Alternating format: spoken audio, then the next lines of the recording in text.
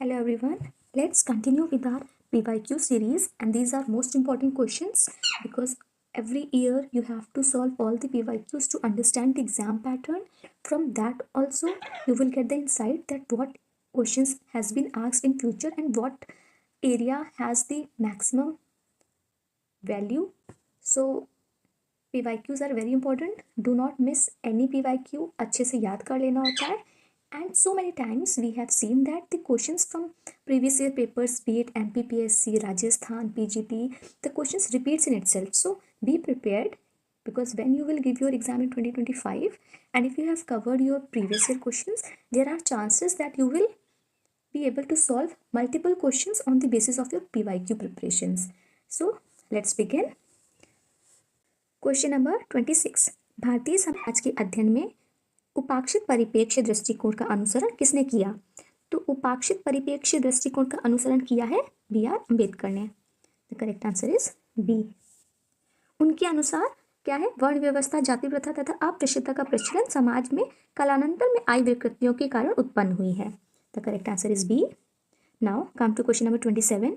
निम्नलिखित में से कौन समाज के उद्विकासीय सिद्धांत से संबंधित है? तो समाज के उद्विकासीय सिद्धांत से कौन संबंधित है? The correct answer is B. H. Spencer. समाज के उद्विकासीय सिद्धांत से एच. स्पेंसर संबंधित है. स्पेंसर ने जीव वैज्ञानिक डार्विन के विचारों के आधार पर समाज के उद्विकासीय स्वरूप को दर्शाने का प्रयास किया है. ठीक है. कह रहे स्पेंसर ने प्राकृतिक चयन के नियम को जीव विज्ञान से हटकर मानवीय समाज पर लागू किया है. The correct answer is B. Spencer. और स्पेंसर ने समाज के उद्विकासीय सिद्धांत से संबंधित है. Question number 28. निम्नलिखित समाजशास्त्रियों में से किस एक ने सामाजिक तथ्यों को वस्तुओं की तरह स्वीकार किया? A. Max Weber, B. Auguste Comte, C. Herbert Spencer, D. Emile Durkheim. The correct answer is D. Emile Durkheim. तो इमाइल डुर्कहाइम ने सामाजिक तथ्यों को वस्तुओं की तरह स्वीकार किया है. Question number 29. उत्तर आधुनिकता समाज के बारे में सोचती है. तो उत्तर आधुनिकता समाज के बारे में क्या सोचती है? कि समाज प्रगतिशील है, बहुलवादी है, विविध है. The correct answer is D. B and C दोनों. करेक्ट आंसर इज बी कि समाज बहुलवादी है और विविध है, मतलब डाइवर्स है. तो उत्तर आधुनिकता प्रगतिशील एवं बहुलवादी एवं विविध समाज के बारे में सोचती है. ओके. तो here the correct answer must be all. A, B and C all three are correct. Okay.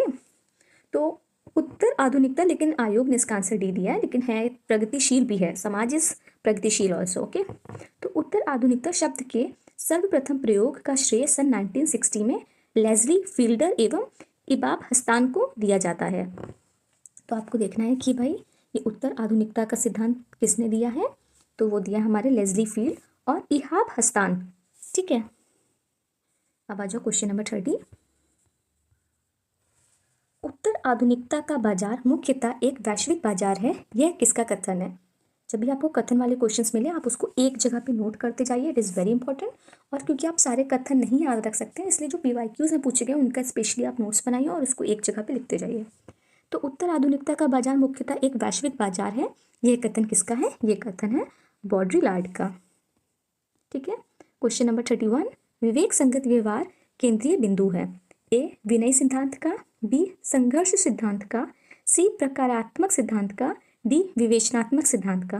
The correct answer is a. विनिमय सिद्धांत का. विवेक संगत व्यवहार का केंद्रीय बिंदु विनिमय सिद्धांत है. सामाजिक विनिमय सिद्धांत एक विवेक संगत व्यवहार के रूप में विनिमय को देखता है. एक सामाजिक आदान प्रदान में दोनों पक्ष एक दूसरे की जिम्मेदारी लेते हैं, एक दूसरे पर निर्भर होते हैं.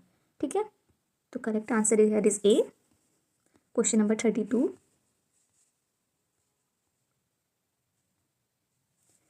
उत्तर औद्योगिक समाज मूलतः सूचना समाज है, यह किसका कहना है? अगेन ये कथा ये किसने कहा वाला क्वेश्चन, इसको आप फिर से नोट कर लीजिए.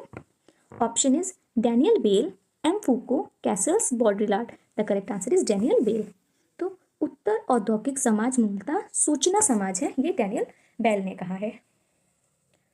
The correct answer here is a. Next question.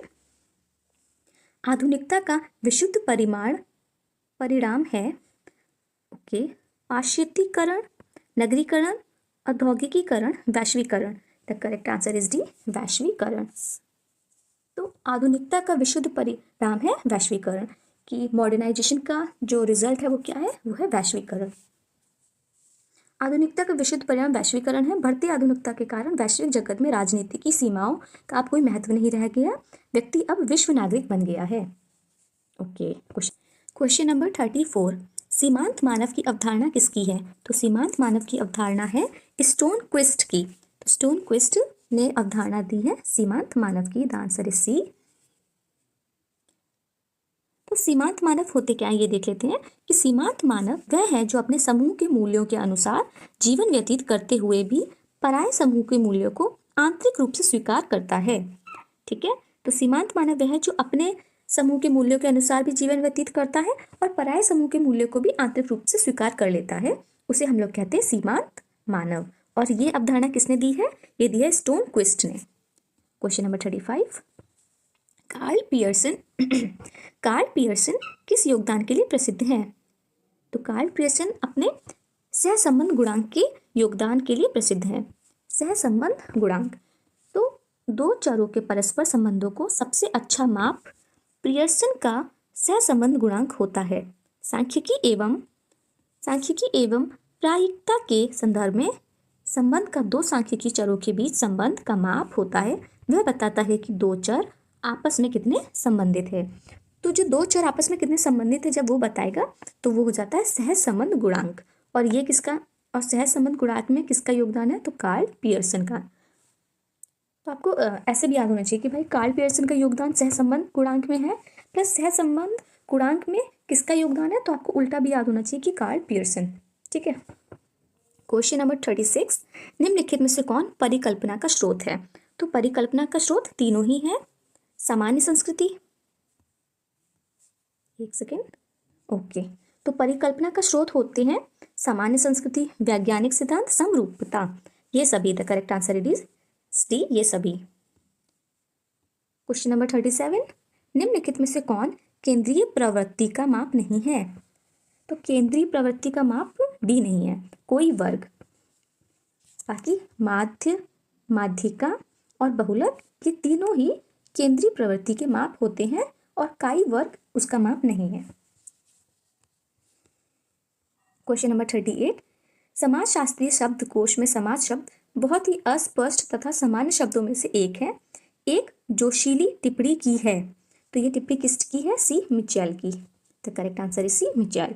Mitchell कहते हैं कि समाजशास्त्रीय शब्दकोश में समाज शब्द बहुत ही अस्पष्ट तथा सामान्य शब्दों में से एक है। ठीक है। क्वेश्चन नंबर 39, संस्कृति के सबसे छोटी इकाई संस्कृत तत्व है, यह किसने कहा? ए क्रोबर एवं क्लूखान, बी टेलर, सी लिंटन, डी लेस्ली। तो क्रोबर एवं क्लूखान के ने कहा है कि संस्कृत की सबसे छोटी इकाई संस्कृत तत्व है। The correct answer is a, Sanskrit की सबसे छोटी इकाई संस्कृत तत्व है, ये क्रोबर एवं कुल्हान ने कहा है। ठीक है। अगेन किसने कहा है वाला, आप इसके अलग से नोट्स बना लीजिए। क्वेश्चन नंबर 40, किसने कहा है कि संस्कृति और संरचना एक ही तथ्य को दिखाने के दो तरीके हैं? संस्कृति और संरचना को दिखाने के दो तरीके हैं, ये किसने कहा है? तो ये कहा है बी, मैलोनोविस्की ने। ठीक है। अब देखिए 39 एंड क्वेश्चन नंबर 40, अब दोनों ही बात कर रहे हैं और सिमिलर टर्म है, संस्कृति, संस्कृत। ठीक है, तो इसको याद करेंगे कि भाई वो जो क्रोबर है वो संस्कृति की सबसे छोटी इकाई संस्कृत को बता रहे हैं कुछ ऐसे, और बल्कि मैलिनोविस्की, जो मैलिनोविस्की है वो कहते हैं कि संस्कृत और संरचना एक ही तथ्य हैं और उनको दिखाने के तरीके दो हैं। ठीक है, तो आपको थोड़ा सा सोचना पड़ेगा कि अच्छा संस्कृति टर्म क्रोबर भी कह रहे हैं और मैलिनोविस्की भी कह रहे हैं, बट कौन सा किसने बोला है इसको आप अपने हिसाब से याद कर लीजिए। ओके, क्वेश्चन नंबर 41, असभ्यता, बर्बरता एवं सभ्यता के मध्य किसने अंतर प्रस्तुत किया? तो किसने अंतर प्रस्तुत किया है? LH मॉर्गन ने। असभ्यता, बर्बरता और एवं सभ्यता के मध्य अंतर प्रस्तुत किया है HL मॉर्गन ने। ये एक अमेरिकी मानवशास्त्री है। ठीक है। क्वेश्चन नंबर 42, समाजशास्त्र और मानवशास्त्र दोनों जुड़वा बहिनें हैं, किसने कहा? तो ये कहा है क्रोबर ने। देखिए क्रोबर ने क्या कहा है, ये दूसरी बार पूछ रहे हैं ये लोग। तो क्रोबर इज़ इम्पॉर्टेंट। तो हम लोग देख सकते हैं कि भाई क्रोबर की और कौन सी बुक्स हैं, उन्होंने उनके कौन से कॉन्सेप्ट्स हैं और उनके जो स्टेटमेंट्स हैं वो तो हम लोग PYQs में देख ही रहे हैं। Question number 43, what is sociology पुस्तक किसने लिखी है? तो व्हाट इज सोशियोलॉजी पुस्तक लिखी है एलेक्स इंकल्स ने। ठीक है।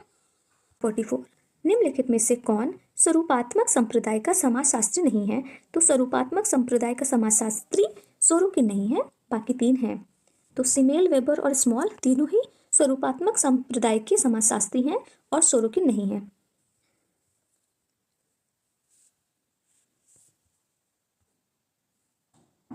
ठीक है। समाजशास्त्र के विषय में क्षेत्र संबंधी दृष्टिकोण को मुख्यतः दो भागों में बांटा जाता है, स्वरूपात्मक अथवा विशिष्टात्मक या जर्मन संप्रदाय, फॉर्मल और स्पेशलिस्टिक और पर्टिकुलरिस्टिक स्कूल। दूसरा है समन्वयात्मक एवं फ्रांसीसी संप्रदाय, सिंथेटिक स्कूल और प्रवर्तक। तो ये ऐसे। ठीक है।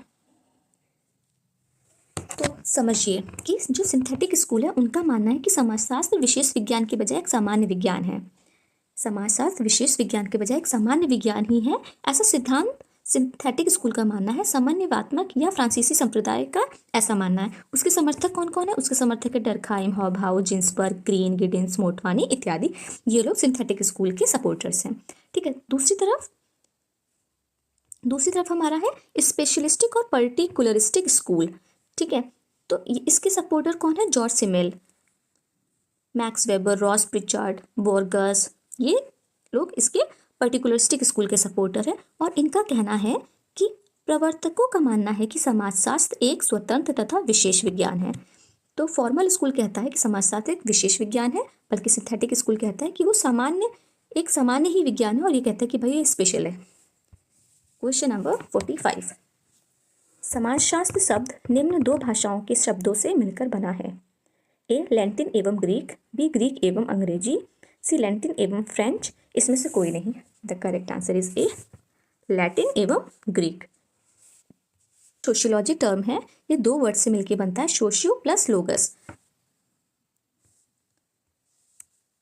Socio plus लोगस। ठीक है। तो जो सोशियो टर्म है ये हमारा लैटिन है और जो लोगस है ये है ग्रीक। तो लैटिन और ग्रीक से मिलकर सोशियोलॉजी शब्द बना है। सोशियो का मतलब होता है समाज और लोगस का मतलब होता है भौतिकी, फिजिक्स।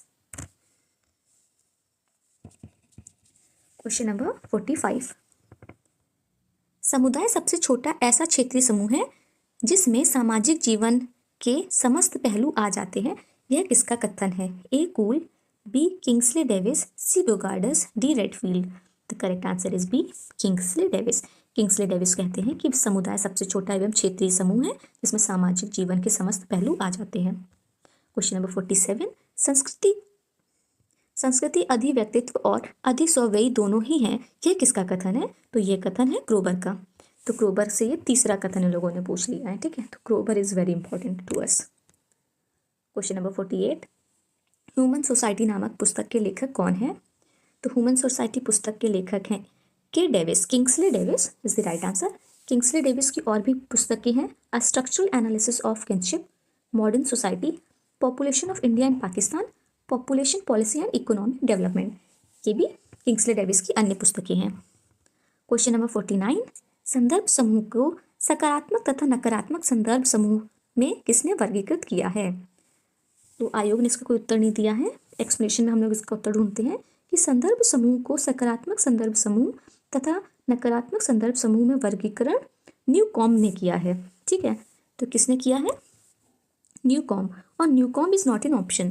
फिर कह रहा है संदर्भ समूह शब्द का प्रयोग सर्वप्रथम हर्बर्ट हाइमन ने अपनी पुस्तक आर्चीज ऑफ साइकोलॉजी में किया है, लेकिन संदर्भ समूह का सिद्धांत एवं समाजशास्त्रीय स्वरूप प्रदान करने का कार्य R.K. मर्टन ने अपनी पुस्तक सोशल थ्योरी एंड स्ट्रक्चर में किया है। अच्छा, तो वर्गीकृत पूछा इसने ना कि संदर्भ समूह को सकारात्मक तथा नकारात्मक संदर्भ समूह में किसने वर्गीकृत किया है? तो वर्गीकृत तो न्यूकॉम ने किया है। ठीक है। और फिर संदर्भ समूह का फर्स्ट टाइम यूज किसने किया है? वो किया है हाइमन ने, हर्बर्ट हाइमन ने अपनी पुस्तक आर्चीज ऑफ साइकोलॉजी में।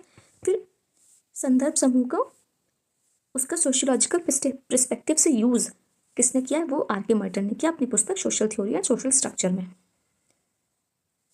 क्वेश्चन नंबर 50, निम्नलिखित में से किसने 20th सेंचुरी सोशियोलॉजी पुस्तक लिखी? 20th सेंचुरी सोशियोलॉजी पुस्तक लिखी है, तो ये पुस्तक है हमारी गुरुविच और मूरे की। Correct answer is Gurvitch and Moore. he has written the book 20th century sociology. Okay, so this is the last question for today, and we will be covering the rest of the questions tomorrow.